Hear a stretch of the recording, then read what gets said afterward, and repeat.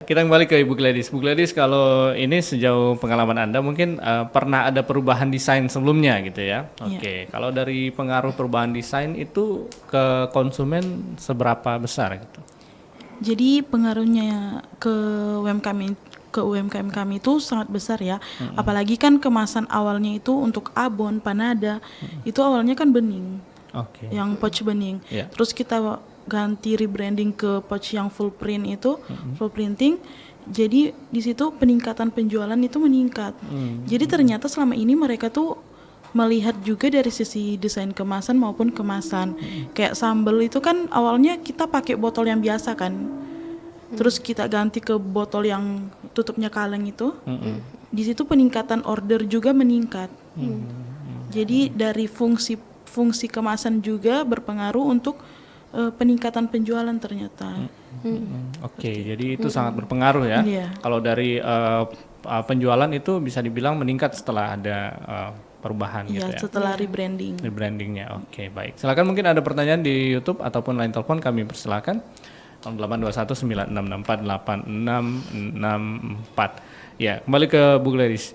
Ini kalau menurut Anda bagaimana kemasan ini dapat juga membantu membangun kayak citra merek produk dari perusahaan Anda sendiri?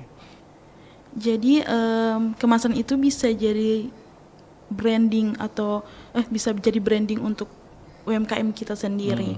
Jadi kayak penempatan logo, kayak font dalam desain kemasan, warna itu bisa jadi branding untuk brand itu sendiri. Jadi kayak kalau kemasan kita rapi, bersih, itu juga salah satu penilaian dari konsumen terhadap produk kita. Jadi kalau untuk kemasan itu bisa jadi branding untuk UMKM itu sendiri, jadi identitas UMKM itu sendiri. Jadi itu sangat penting sih untuk branding melalui kemasan. Apalagi tadi katanya kalau dari kualitas kemasannya juga berpengaruh ke produk ya. Masa simpan, Masa jadi simpan berpengaruh ya. di masa simpan.